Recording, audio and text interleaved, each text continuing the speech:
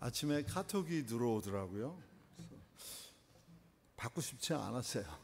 그런데 그 불길한 야감은 꼭 맞는다고 그 카톡을 받았더니 아무래도 못 올 것 같다고 제 시간 돼서 못 올 것 같다고 그러시더라고요. 그래서 이제 그렇게 마음에 그런 준비는 이렇게 그럼 뭘 준비하지? 그런데 좀 이렇게 펼쳐놓은 게 있었어요. 내일 얄루에 이제 우리 또 가정들마다 방문하면서 전도해야 되니까 한 12가정 줄 거 조그만 이렇게 패키지 만드느라고 쭉 막 펼쳐놨는데 집사님 전화가 오신 거예요. 이렇게 메시지 들어와서 저녁에 설교니까 본문하고 뭐 달라고 그랬는데 제가 겁도 없이 덜컥 늘 이게 마음에 품고 있던 성경 구절을 이렇게 줘버렸어요. 근데 그게 왜 우리가 이렇게 예수 믿으면 성경이 주는 말씀 중에서 어떤 말씀들은 꼭 좌우명처럼 그렇게 마음에 품고 살아가는 구절들이 있잖아요. 근데 제가 로마서 8장 37절에서 8절이거든요. 8절, 38절, 39절이에요. 3538은 아니고 제가 3839로 드렸는데 또 여기 383 이렇게 금방 고치시네요. 네, 땡큐. 그래서 이걸 덥석 드려놨는데 와, 이걸 펼치고 묵상하면서 보니까 잘못 드렸구나 하는 마음이 후회가 막 확 오는 거예요. 로마서는 흔히 이렇게 로마서 자체를 성경에서 비유할 때 금반지에 이렇게 다이아몬드 하나 얹힌 거, 금반지가 66권의 성경이라 그러면 다이아몬드가 이제 로마서라고 하고요. 그 다이아몬드 중에서 이렇게 딱 했을 때 팍 하고 반짝하고 빛나는 부분이요. 그거는 이제 로마서 10장 9절로 10절 말씀입니다. 그것은 목숨을 내놓는 로마 교회 성도들의 신앙 고백이기도 하거든요. 그래서 로마서 10장 9절 10절은 흔히 말할 때 TNT라고 그래요. 그래서 Romans TNT 이렇게 10, 9 and 10 이래가지고 TNT라는 게 폭탄 만드는 재료입니다. 트리니트로톨루엔 그래가지고 그 폭탄 만드는 재료예요. 근데 오늘은 저희가 로마서 이제 8장 38절로 39절 말씀을 이게 제가 늘 좋아하고 좌우명으로 하고 있는 성경 말씀이라 이걸 드렸어요. 제가 말씀 봉독해 드리겠습니다. 내가 확신하노니 사망이나 생명이나 천사들이나 권세자들이나 현재일이나 장래일이나 능력이나 높음이나 깊음이나 다른 어떤 피조물이라도 우리를 우리 주 그리스도 예수 안에 있는 하나님의 사랑에서 끊을 수 없으리라. 네. 주일날 저녁에 박현식 목사님이 카톡이 왔어요. 성기사님 통화할 수 있어요? 그래서 네, 그러고 이제 통화를 했더니 첫 마디가 살라마 같이 가시는 거죠? 그래서 제가 예스를 했어야 되는데 예, 그러면 오늘 이제 찬양하고 기도만 하고 그냥 가시면 되는데, 그죠? 그렇게 됐는데 그렇게 못했어요. 왜냐하면 또 우리 또 그쪽에 이영기 선교사님은 또 흔히 말하는 우리가 동업자잖아요. 예, 동종업계에 이렇게 봉사하고 있으니까 남의 업계에 기웃거리는 거 아니거든요. 그래서 아닙니다. 저는 여기서 준비해야 될 것도 있고 다녀오세요. 대답을 잘 못한 것 같아요. 최 목사님 몸도 안 좋으시고 그래요. 오늘 주제는 우리가 확신하는 그 사랑 그랬습니다. 하나님의 그 사랑, 우리 사랑하시는 그 사랑, 독생자 예수 그리스도를 십자가에 내어주시고 죽기까지 철저하게 하나님이 마치 이 세상에 존재 안 했던 분처럼 포기하시는 그 사랑, 우리에게 주셨어요. 우리는 그 사랑 갖고 살아요. 그 특별한 사랑의 소유자들이에요, 저희들이. 이 로마서는 좀 특이하게 쓰여져 있어요. 로마 교회는 바울이 개척을 하지 않았어요. 바울이 개척을 하지 않았는데 이미 바울이 이 당시에 로마 교회 편지를 보낼 때 이제 특별한 다른 목적이 있어서 로마서를 기록을 했습니다. 다른 이런 바울의 서신들은 교회들에게 보내거나 혹은 목회자들에게 이렇게 보내면서 어떤 권면도 하고 위로도 하고 또 고쳐야 될 부분들은 경계도 하고 질책도 하였습니다. 그런데 로마서는 좀 달랐어요. 로마서는 로마에 있는 형제들에게, 믿는 형제들에게 사도 바울이 교제하기를 원했어요. 그 전에 만난 적도 없었으니까. 그래서 교제하기를 원해서 서신을 보내면서 이분에게 특별한 또 다른 목적이 하나가 오늘날 스페인이라고 하는, 그 당시에는 이제 서바나라고 그러죠. 서바나로 가기를 원했어요. 이게 로마서 5장 5절인가요? 거기 잠깐 비추긴 해요. 그러면서 이분이 로마에 있는 형제들에게, 로마는 아무래도 그 당시에 세계 최대 강국의 가장 큰 도시국가이면서 세계 최대 강국이잖아요. 그러니까 오늘날 흔히 말하는 멀리 미국까지 안 가도 과테말라에서 과테말라 시리에 사시는 분들이 부자들이라고 봐도 되겠죠. 아무래도 시골에 꼬방이나 혹은 다른 저쪽 산호세나 이런 데 계신 분들보다는 조금 더 경제적으로 여유가 있지 않겠나, 유대인이라도 여유가 있지 않겠나 해서 자기의 서바나, 스페인으로 전도여행을 떠나기 위한 헌금을 좀 교제하면서 헌금을 받기 위해서 이 편지를 기록을 했어요. 맨 마지막 16장에 가면 쫙 성도들의 이름을 쫙 적습니다. 왜 이름 적는지는 아시죠? 안부 인사 한번 하면서 이름을 적으면 또 모른 척 할 수가 없잖아요. 이제 그런 부분들이 조금 담겨 있기도 해요. 이때 바울이 로마서를 쓸 때는 어디에 계셨냐면 고린도에서 3개월 정도 머물고 있었어요. 왜 고린도에 머물었었냐면 고린도는 지금 아테네라고 그러는, 한국으로 치면 마치 그 지형상 꼭 부산 정도, 부산이나 그 울산과 부산 사이 정도에 아테네가 있고 거기서 서쪽으로 한 1시간 반 정도 거리에, 이제 오늘날은 1시간 반이지만 물론 그 당시에는 시간이 많이 걸렸겠죠. 걸어가든지 마차를 이용했든지 했겠으니까. 거기에 있는 고린도가 항구 도시예요. 고린도에서 머물 때 어떤 일이 있었냐 하면 예루살렘에 흉년이 들고 기근이 심해요. 그런데 믿는 사람들이 많이 못 살았어요. 잘 살질 못했어요. 예루살렘에 있는 성도들 중에. 그래서 상당수가 잘 어려운 형편이니까 사도 바울이 이 그리스 헬라 지역을 교회도 개척하시고 많이 다니시면서 그 일들을 이렇게 나누었어요. 그러니까 아가야 지방에 있는 교회들하고, 아가야는 우리가 말을 이렇게 한국 지형으로 바꿀게요. 그럼 쉽게 설명을 될 테니까 아가야 지방은 한국의 영호남에 해당됩니다. 그러니까 그리스의 남쪽 지방이에요. 중남부를 아가야라고 그러고 중북부 이상은 마게도냐라고 부릅니다. 그래서 마게도냐에 있는 그 이방인들이 같이 섞여 있는 많은 교회들과 또 아가야 지방에 있는 많은 교회들이 헌금을 보내줬어요. 구제 헌금을. 그래서 그 구제 헌금을 이제 사도 바울이 걷고 그걸 들고 예루살렘에 헌금을 전하러 가기 전에 이제 이 교회에다가, 로마 교회에다가 편지를 쓴 게 로마서입니다. 그리고 로마서를 쓰면서 사도 바울은 굉장히 선지자적 마인드가 컸던 것 같아요. 예언자적 마인드도 굉장히 컸던 것 같아요. 중간중간에 보면 향후 로마에 있는 성도들이 겪게 될 그 어려움과 고난, 박해, 핍박, 죽음까지도 많은 부분을 예견하셨던 것 같아요. 로마서를 쭉 읽어내려다가 보면 성도들이 앞으로 겪게 될 어려움들을 많이 적으셨어요.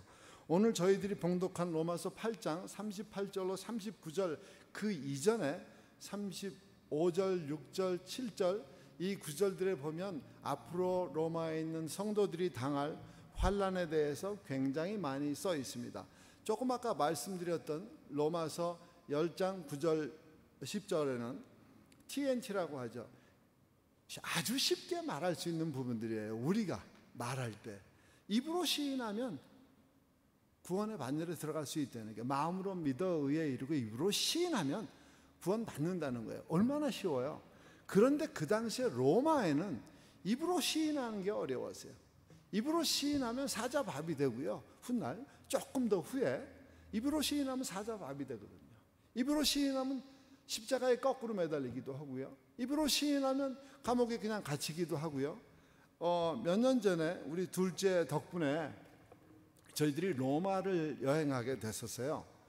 로마에 갔는데 그 콜로세움이라 그러면 어마어마한 경기장이 있잖아요. 콜로세움에 보니까 그 가운데 이렇게 넓은 그 운동장 같은데, 그게 아래는 이렇게 쭉 마루같이 돼 있고 아래 또 층이 있더라고요. 쭉 내려가 가지고 베이스먼트처럼. 근데 그게 감옥이라는 거예요. 그리고 이제 그 감옥도 해놓고 또 한쪽으로는 이제 뭐 맹수들이 머무는 곳도 해놨겠죠. 그래서 입으로 나 예수쟁이요 하면 사자 풀어놓고, 나 예수쟁이요 하면 십자가에 달아서 불을 질러서 죽이고, 이러한 것들을 사도 바울이 예견하고 쓰지 않았나 하는 추정을 또 많이 해봅니다. 사도 바울께서 오늘 저희들에게 주신 말씀은 굉장히 말이 쉽고도 어려운 말입니다. 1절에, 그러니까 38절에 보니까 처음 나갈 때 하는 말이 내가 확신하노니 하고 이렇게 얘기를 하고 있어요. 확신하노니 하는 이 말은,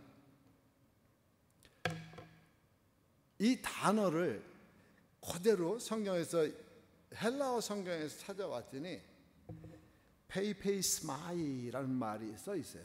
헬라어로 페이페이스마이라고 써 있는데, 이 말은 원래 그 어원은 페이토라는 말에서 왔어요. 페이토라는 말은 설득이라고 그러는 그 단어의 뜻을 가지고 있어요. 그러면 사도 바울이 내가 확신하노니 하는 말은 내가 확실하게 믿음으로 너희들을 설득하노니, 이렇게 번역을 해도 될 것 같아요. 이 말에는요, 이 말이 가지고 있는 그 시제가 완료형 시제를 가지고 있어요. 그래서 제가 헬라어 사전을 찾아봤어요. 그랬더니 이렇게 나오더라고요. 1인칭 단수 완료형 동사. 완료형이라는 게 과거 완료가 아니더라고요. 그냥 완료형 이렇게 나왔어요. 그러면 이게 현재 완료도 되겠고 미래 완료도 될 것 같아요. 이 단어 하나가 가지고 있는 뜻 자체가. 그러면 여기에서는 우리가 흔히 그렇게 목사님들이 많이 설교하시는데 already but yet 하는 말이 있어요. 굳이 여기 스페니쉬로 하면 ya pero todavía 이렇게 되겠죠. 이미 이루어졌어요. 근데 아직 완성되지 않았다는 게 구원이 그렇다는 거예요. 예수님이 십자가에서 돌아가셨어요. 우리의 구원이 이미 이루어졌어요. 그로 인해서. 그런데 성화는 아직 안 이루어졌다는 거예요.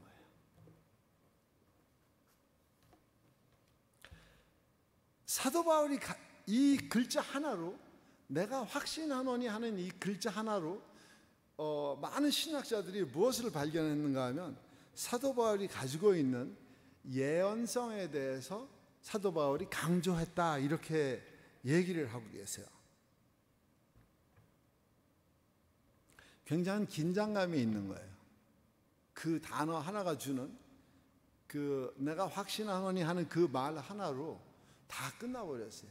오늘 설교할 것이라든지 혹은 사도 바울이 그 뒤로 39절 마지막까지 나오는 것들을 그 단어 하나로 싹 정리해 버렸어요. 더 이상 부언하지 마라. 더 이상 어떤 말 더 하지 마라. 내가 확신하는 거 하나 있는데 이 세상에 뭐 그 어떤 것도 우리를 우리 주 그리스도 예수 안에 있는 하나님의 사랑에서 끊을 수 없다. 딱 잘라버렸어요. 이거는 모든 상황을 그 안에 다 집어넣어 버렸어요. 우리가 세상을 살아가면서 겪게 될 어떠한 상황, 어떠한 경우도 그 안에 다 집어넣어 버리셨어요. 그러면서 자기의 그 개인적인 신념을 굉장히 강하게 세 가지로 표현하셨어요. 이게 31절부터 35절 사이에 보통 이렇게 나오는 게, 첫 번째는 누가 우리를 대적하겠는가 하는 거예요. 31절 하반부에는 하나님이 우리를 위하시면 누가 감히 우리를 대적하겠는가. 근데 거기서 우리는 우리 뒤에 계신 하나님이죠. 그죠? 우리는 보잘것없지만 우리 뒤에 계신 하나님이시죠. 그러냐, 누가 감히 하나님을 대적하겠는가? 두 번째로는요, 그리스도 안에 있는 하나님의 사랑은 우리에게 은사로 주셨대요.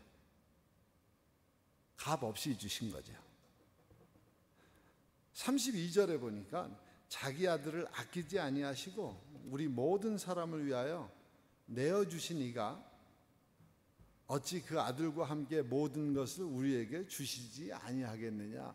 아들을 우리에게 주셨는데 아들 이외의 것은 못 줄 게 무엇이 있겠느냐 하는 말씀이에요. 그리고 세 번째는요, 누가 감히 우리를, 예수 그리스도가 우리 위해서 오늘도 하나님 우편에서 중보하시고 간구하시는데 누가 우리를 정죄하겠느냐 하는 거예요. 설령 우리의 삶의 모습이 조금 때로 흔들릴 때도 있고 조금 치우칠 때도 있지만, 그러나 그것이 우리가 정죄받을 만한 것은 아니다 하는 것이에요. 왜냐하면 예수님께서 지금 이 시간에도 하나님 우편에서 우리를 위해 간구하시기 때문이라는 거예요. 두 번째로는 그리스도 예수 안에 있는 하나님의 특별한 사랑. 왜 특별한가? 39절 마지막에는요, 세상에 있는 그 어떤 것도 우리를 우리 주 그리스도 예수 안에 있는 하나님의 사랑에서 끊을 수 없다. 특별하죠. 이것보다 더 스페셜한 게 어디 있겠어요?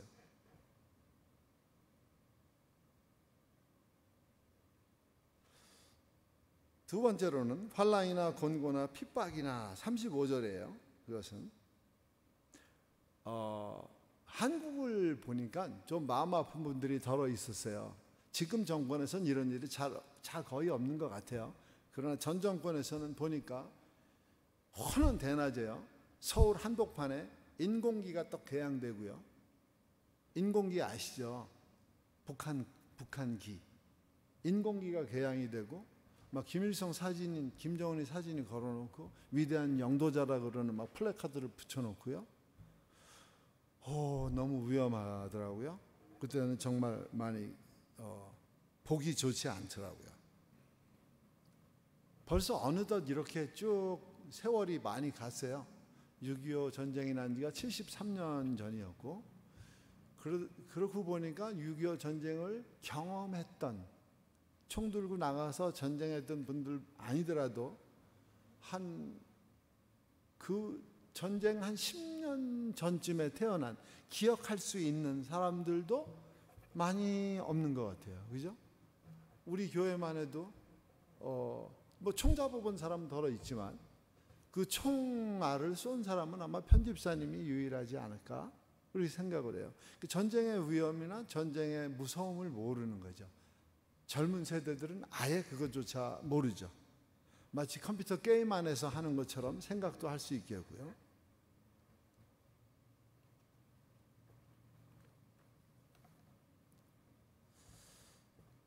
기근 그랬어요. 35절에. 기근도 굉장히 무섭죠. 과테말라는 확실히 저희 전 사역지보다는 잘 사는 나라가 맞는 것 같아요. 여기에서는 음식 먹는 것에 대해서 아주 굶주려 하는 분들은 없는 것 같아요. 저희들 사역지에 가봐도 저희가 대접을 받으니까요. 가면 그 깔도 뽀요를 항상 해주세요. 이렇게 닭 끓여서 국물하고, 이제 국물째 다 먹으니까 조금 안 좋아하시긴 하는데 예, 그렇게 하고 뭐 별로 그렇게 많이 먹는 거에 있어서는 이제 그쪽에서는 하루에 한 끼 정도, 예, 밥을 먹는 게 아니라 늘 죽을 만들어서 먹어요. 옥수수 가루하고 그다음에 다른 곡식은 안 들어가고 옥수수에다가 그 모링가 이파리가 있습니다. 저희는 모링가 알맹이를 당뇨약으로 이렇게 먹는데 거기는 모링가 이파리를 같이 이렇게 삶고 거기에다 이제 그쪽에 레김이라고 그러는 야채를 좀 이렇게 섞어요. 그래서 가족들이 먹는데 하루 한 끼 정도 먹습니다. 그러니까 늘 저한테 디모데 선교사님 이렇게 하고 배를 이렇게 하고 오면 제가 텀스라고 그러는 그 제산제가 있어요. 그걸 입에다 하나씩 넣어줘요. 배가 고프니까 길에는 망고나무가 천재예요. 온 천재야. 그러니까 늘 손쉽게 망고나무를 1년에 한 4개월 정도는 열려 있는 것 같아요. 봄에 2개월 정도 달려 있고 가을에 2개월 정도. 그러면 늘 아이들이 망고를 따먹어서 배에 산이 가득해요. 위산이 너무 많은 거예요. 그래서 맨날 배에 이렇게 쓰라리고 와요. 그래서 거기서 그 모습을 늘 보다가 여기 오니까 그쪽 동네 아이들 거기서 태어난 게 자기들의 잘못이 아닌데 늘 미안한 마음이 있었어요. 이 기근 때문에 지금 바울이 고린도에 머물고 있잖아요. 구호 헌금을 들고 기근에 허덕이는 예루살렘 성도들에게 전달하기 위해서. 기근이 이렇게 무서워요. 사도행전 7장 11절에 보니까 그때 애굽과 가나안 온 땅에 흉년이 들어, 이거는 이제 요셉의 때를 말하는 거고요. 열왕기하 8장 1절 하반부에 보니까 여호와께서 기근을 부르셨으니 이 땅의 기근이 7년 동안 이 말이라. 이것도 역시 그때 얘기인 것 같아요. 그리고 마태복음 24장 7절에 보니까 곳곳에 기근과 지진이 있으리니 했어요. 그럼 이 기근이 사람이 잘못해서 오는 게 아닌 것 같아요. 이게 하나님이 세상을 치리하는 방법 중에 하나가 아니겠는가. 물론 오늘날에는 자연재해가 인재로 해서 더 많이 망가지고 있기는 해요. 지진도 예전에는 인재가 아니었어요. 근데 지금은 인재라고 해요. 저희가 기구에 들어가서 훈련을 받을 때 지진이 왜 인재인가 하는 것을 알려줬어요. 알려줬는데 그것은 환태평양 지역이라고 그러죠. 태평양을 이렇게 뺑 둘러싸고 있는 반지 고리와 같은 지역이 지진이 굉장히 많이 나는 이유가 있어요. 특별하게. 왜냐하면 태평양이 다른 어떠한 바다보다 가장 크고 가장 물이 많아요. 그런데 지구가 온난화 현상, 많은 메탄가스 배출로 인해서 빙산이 다 녹잖아요. 남극과 북극에 있는 얼음들이 녹아서 전부 태평양으로 흘러 들어가니까 이게 물이 불었어요.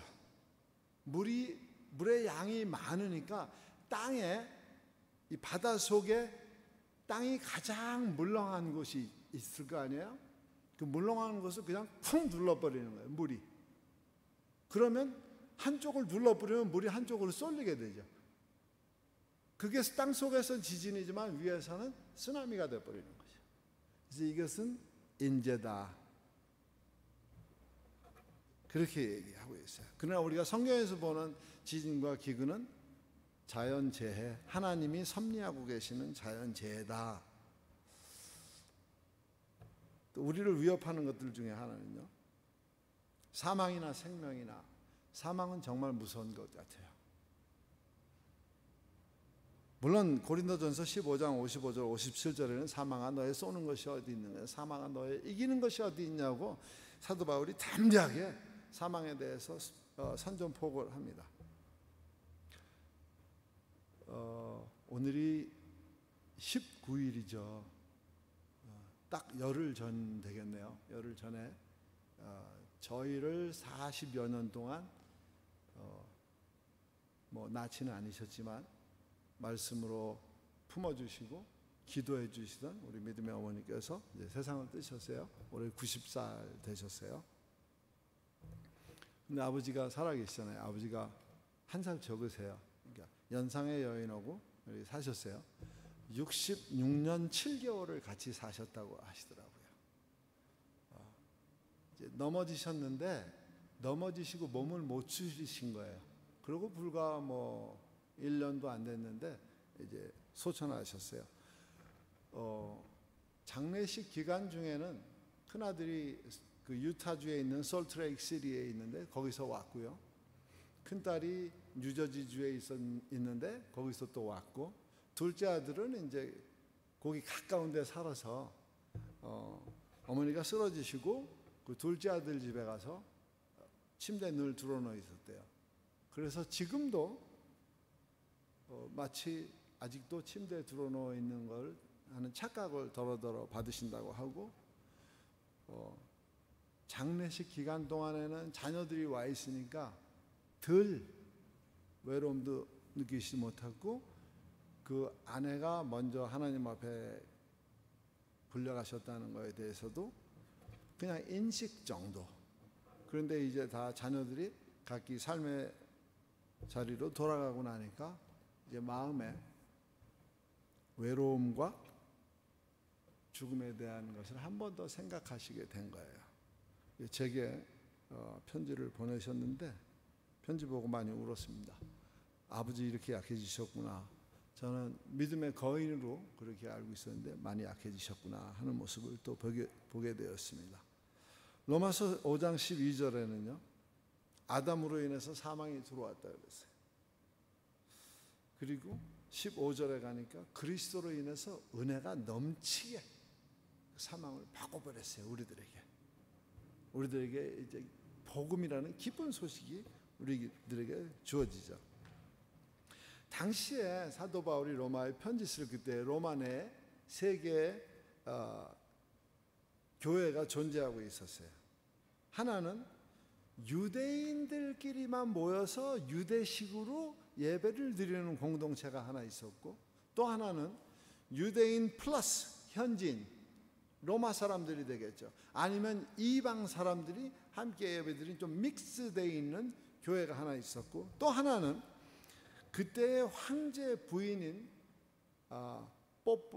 뽀뿌아 사바나라고 그러는 그 왕후가 있었는데, 이분이 유대인들을 좋아하셨대요. 똑똑해서. 그래서 이 왕후를 좋아하는 친로마파 유대인들이 또 형성하고 있는 교회, 세 개의 교회가 있었던 거예요. 그리고 이 세 개의 교회가 이제 반목하면서 서로 갈라지기 시작하고 이제 상황이 점점 나빠지려고 하는 그런 상태에 있었어요.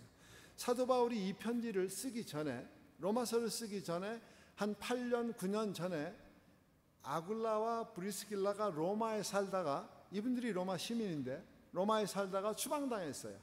너희는 로마 태생의 로마인이 아니라는 거죠. 그리고 도로 자기들이 원래 있던 곳으로 쫓겨났어요. 이미 고린도에서 로마서를 기록하기 한 8년 9년 전에부터 유대인들을 박해하기 시작하는 움직임이 시작되었던 거예요.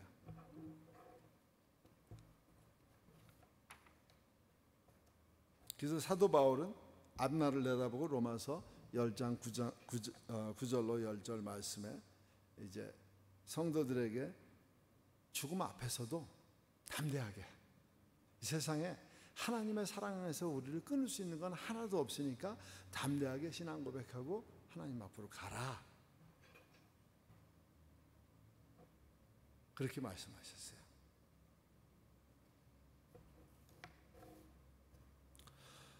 우리가 이 땅에 살면서 겪는 고통, 고난, 아마 각자한테 이렇게 하면 책 몇 권씩 나올 것 같아요. 그죠? 평생을 살면서 몇 권씩 나오고, 더군다나 이민자의 삶은요 더블로 나올 수 있어요. 책이 정말 책이 더블로 나올 수 있겠더라고요. 책이 이만큼 전화번호 몇 개씩 나올 수 있을 것 같아요. 처음에 오니까 말도 안 돼가지고 한국에서 미국 가는 비행기를 타고 이제 LA 칼 타고 가서 LA에서 필라델피아로 가는 비행기를 갈아탔습니다. 근데 칸에서는 밥을 줬는데 미국 비행기 밥을 안 줘요. 그래서 제가 물어보기를 아주 서툰 영어로 Do you have rice? 이랬어요. 그랬더니 이분이 깜짝 놀라는 거예요. 왜 놀라냐면 제가 rice 이렇게 안 하고 rice 이렇게 얘기했어요. 근데 L자와 R자 하나로 뜻은 어마어마하게 바뀌거든요. rice는 밥을 얘기하는데 rice는 머릿속에 있는 일을 얘기해요. 그래서 제가 Do you have rice? 이렇게 물어보니까 이 비행기 안에 라이스가 있나? 이렇게 들었던 것 같아요. 그런 얘기를 한번 우연히 이렇게 하게 됐어요. 그랬더니 같이 대화를 나누는 분들이 자기들의 에피소드를 하나씩 꺼내는데 몇 시간 가더라고요. 성도들이 세상을 살면서 겪는 고난과 고통은 정말 다양하게 많을 것 같아요. 특별히 믿는 분들은 신앙 때문에 고난을 많이 받아요. 근데 믿지 않는 사람이 때로는 그냥 고난 받아요. 살면서. 지진이 났어요. 먼저 사역지에. 지진이 나니까 25만 명이 돌아가셨어요. 1분도 안 되는 시간 흔들었거든요. 그런데 25만 명이 돌아가셨어요. 그때에 그 나라 1,000만 명의 크리스찬이 25만 명이라고 그랬어요. 그러면 그 크리스찬도 많이 돌아가셨겠지만 난 크리스찬도 굉장히 많이 돌아가신 거예요. 그럼 하나님의 뜻이 어디에 있는가? 그때 크리스찬의 죽음에 대해서 굉장히 마음 아파했어요. 근데 불과 지금 13년 후가 됐는데 지금은 크리스찬이 200만 명이라고 얘기해요. 그때보다 8배가 늘었어요. 크리스찬이 어려움을 겪었지만 때로는 전쟁 때문에, 때로는 지진 때문에, 때로는 쓰나미 때문에, 때로는 갱단들 때문에. 여기는 갱단들은 잘 지금은 없겠지만 전에는 막 흉기 이런 거 들고 막 했다고 그러죠. 쓰나미도 한 번 오면 막 10만 명씩 죽기도 하고요.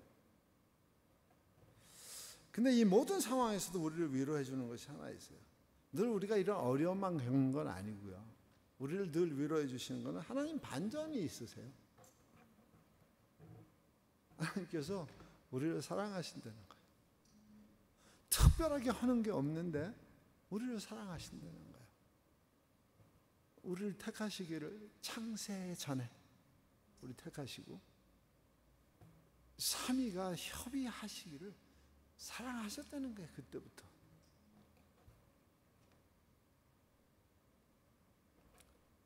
그 사랑이 어떤 사랑인가? 그리스도께서 피를 흘리신 사랑이에요. 보혈의 사랑이에요. 저희 아버님이 책을 몇 권을 쓰셨는데 이제 윤종호 목사님께서 그 중에 책 하나 한 16년 전쯤에 책이 한 권 나오셨어요.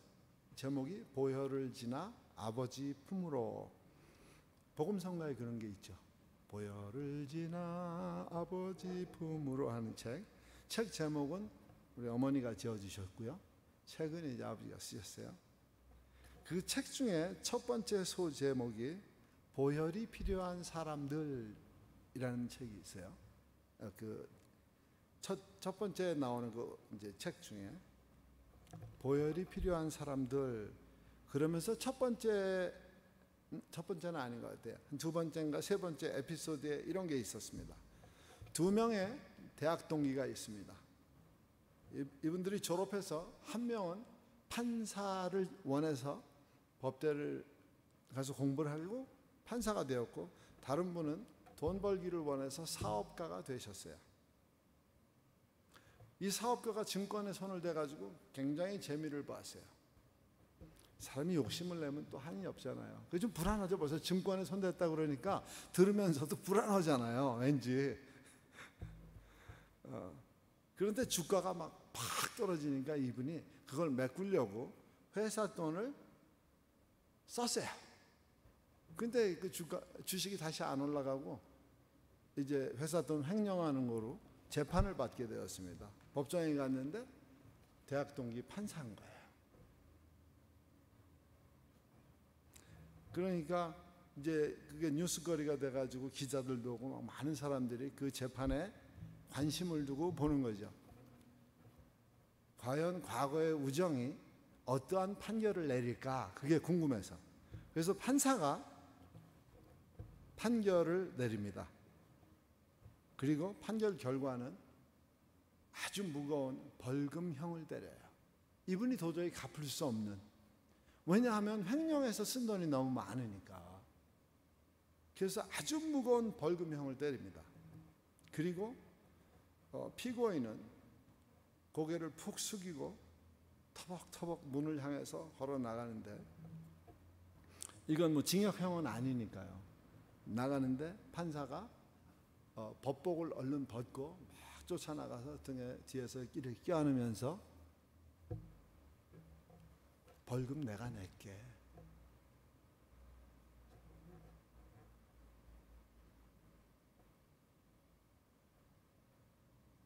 그리고 이 판사님은 벌금을 대납을 하셨어요. 근데 벌금을 대납을 하셨는데 이분도 형편이 그리 좋지는 않아요. 기업하시는 분 같지는 않겠죠. 봉급쟁이니까. 그래서 심각한 재정 위기에 빠졌어요. 근데 이분은 돈이 중요하지 않았어요. 이분 마음속엔 친구를 위한 사랑이 있었어요. 우린 때때로요, 하나님의 사랑이 너무 값이 없으니까 이런 세상의 이런 작은 울림에 막 감동받아요. 근데 하나님의 사랑에 대해서는 별 감동이 없을 때가 많아요.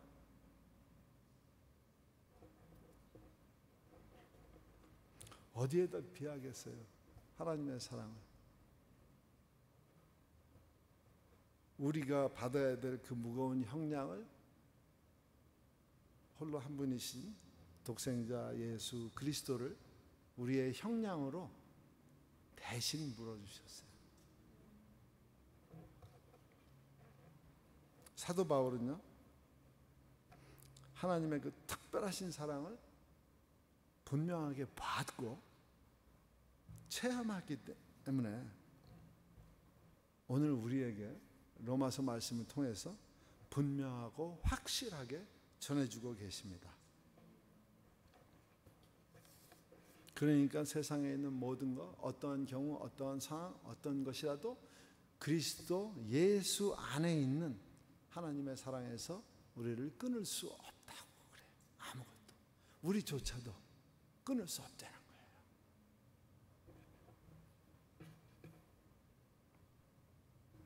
말씀을 마치겠습니다. 하나님의 사랑에 대한 확신,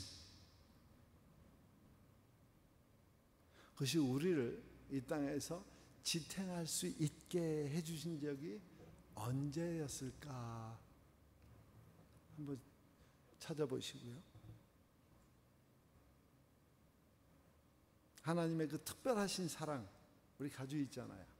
우리만 가지고 있으면 우리 욕심쟁이에요. 이제 놀아주세요. 놀아주세요. 그런 우리 공동체 되기를 기원하겠습니다. 기도하겠습니다. 아버지 고맙습니다. 감사합니다. 오직 한 분이신 아들 예수 그리스도를 우리의 죄값으로 대납해 주시고, 그래서 우리가 죄 없다고 선언해 주시고 우리를 의롭다고 여기시며 양자 삼아 주시는 애 실로 감사합니다. 오늘 주신 말씀 속에서 우리가 세상에서 어떠한 상황, 어떠한 경우에라도 하나님의 사랑에서 우리를 끊을 수 있는 것이 하나도 없다는 그 사실 앞에 다시 한번 하나님 앞에 감사드리고, 또 그 감격을 평생 우리가 놓치지 아니하도록 은혜 허락해 주옵소서. 하나님께서 그리해 주실 것을 믿고 감사하며 예수님의 이름으로 기도합니다. 주님 가르치신 기도로 오늘 예배 마치겠습니다. 하늘에 계신 우리 아버지여, 이름이 거룩히 여김을 받으시오며 나라가 임하옵시며 뜻이 하늘에서 이루어진 것 같이 땅에서도 이루어지이다. 오늘날 우리에게 일용할 양식을 주옵시고 우리가 우리에게 죄 지은 자를 사하여 준 것 같이 우리의 죄를 사하여 주옵시고 우리를 시험에 들게 하지 마옵시고 다만 악에서 구하옵소서. 대개 나라와 권세와 영광이 아버지께 영원히 있사옵나이다. 아멘.